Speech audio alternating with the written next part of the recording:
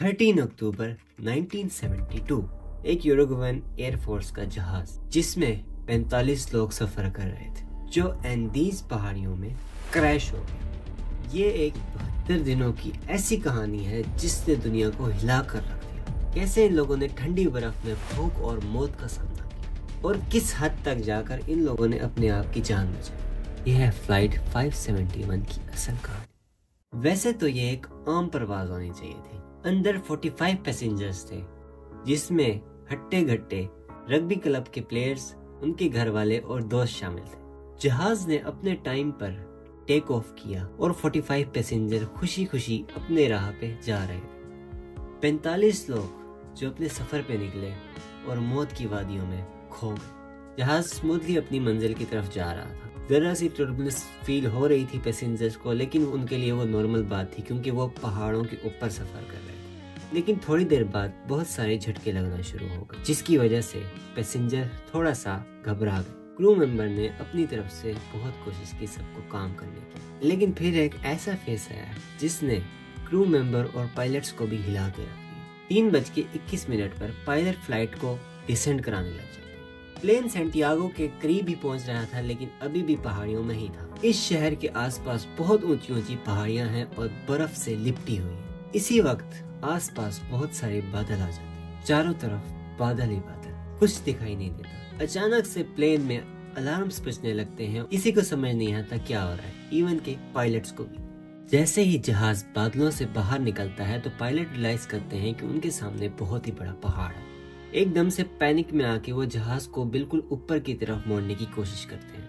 Pilot maximum power लगा देते हैं एल्टीट्यूड गेन करने के लिए, उस पहाड़ी के ऊपर से बच के निकलने के लिए। पर अफसोस अब तक बहुत लेट हो चुका था। लेकिन ऊपर जाते वक्त प्लेन का एक पिछला हिस्सा पहाड़ी से टकरा जाता है। प्लेन का जो पिछला हिस्सा था वो प्लेन से पूरी तरह अलग हो जाता है। प्लेन की जो पीछे की सीट्स की रो थी वो हवा में मुसाफिरों को लेके उड़ जाती है। कुछ वक्त प्लेन ऊपर जाता रहता है, लेकिन फिर अचानक प्लेन नीचे आने लगता है। तो अब सिर्फ प्लेन का अगला हिस्सा बचा था जो सीधा जाकर पहाड़ के ग्लेशियर में गिर जाता है। टकराने के बाद जब धूल और बर्फ बैठी तो सिर्फ 33 लोग बचे थे, मगर उनकी असली कहानी अब शुरू होने लगी थी। मौत से पहले की मौत। बर्फीली आंधियां, अंधेरा और हर तरफ मौत का साया। इन लोगों के पास बस अपनी हिम्मत का सहारा था।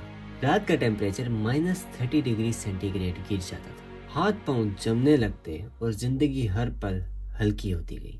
खाना सिर्फ चॉकलेट, वाइन्स और छोटी मोटी चीजें थी, लेकिन ये भी तेज रफ्तार से खत्म हो रही थी और कुछ ही दिनों के लिए बाकी थी। जब इनके पास पूरी तरह से खाना खत्म हो गया, यानी कि चॉकलेट्स और छोटी मोटी चीजें, तो फिर इन लोगों ने जीने का एक ऐसा फैसला लिया जिसने सबको हिला के रखा। वो एक ऐसा फैसला था जो आपको रात भर सोचने में मजबूर कर दे। अगर आपके सामने सिर्फ 2 ऑप्शन रहते, या तो मौत या वो जो इंसानी फितरत के बिल्कुल खिलाफ है, तो आप क्या करते? जिंदा रहने के लिए सर्वाइवर्स को अपने दोस्त और रिश्तेदार जो मर चुके थे उनकी बॉडीज खानी पड़ी। कुछ लोगों को ये फैसला कबूल नहीं था, लेकिन उनको उनकी भूख ने इतना तड़पा दिया कि वो मजबूर हो गए ये फैसला करने के लिए और उनकी बॉडीज को खाने के लिए। हर तरफ सफेद बर्फ ही बर्फ, लेकिन कोई निशान नहीं मदद का। कुछ दिनों तक उन लोगों को उम्मीद होती है कि सर्च ऑपरेशनल टीम उन लोगों को ढूंढ निकालेगी, लेकिन उनकी बदकिस्मती इतनी थी कि 3 जहाज ऊपर से गुजर जाते हैं, लेकिन उन लोगों पर नजर नहीं पड़ती क्योंकि वो पहाड़ के ऐसे हिस्से में थे जहाँ पे जहाज उन पे नजर नहीं रख पा रहा था। काफी कोशिशों के बाद सर्च ऑपरेशन टीम ने ये फैसला किया कि वो अब इस मिशन को अबॉर्ट करेंगे, यानी कि उनको ढूंढना बंद करेंगे, क्योंकि उस टाइम बर्फ बहुत ज्यादा थी और उन्होंने इंतजार किया कि बर्फ पिघलेगी तब इस ऑपरेशन को फिर से शुरू किया जाएगा।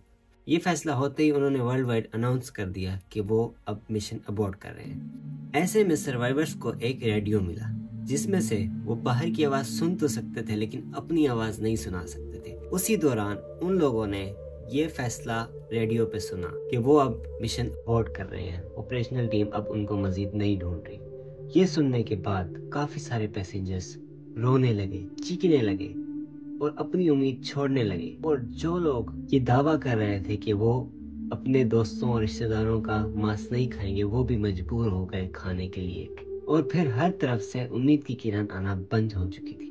ऐसे ही उन लोगों को 2 महीने हो जाते हैं जीते जीते और उन लोगों को आदत होने लग जाती है। लेकिन फिर एक रात बर्फ का एक भयानक तूफान आता है जिसमें सारे पैसेंजर्स दफन हो जाते हैं, जिसमें सांस की कमी होने की वजह से कुछ पैसेंजर्स मर जाते हैं और फिर बचते हैं सिर्फ और सिर्फ 16 पैसेंजर्स, जिसमें से आखिरकार 2 पैसेंजर्स ने यह फैसला किया, नांदो प्रादो और रोबर्टो कनीजा, अगर मदद नहीं आ रही और नहीं आएगी तो वो खुद मदद होंगे। ये दोनों एक स्लीपिंग बैग और थोड़ी सी हिम्मत लेके 10 दिन के लिए इंडीज की पहाड़ियों में चले।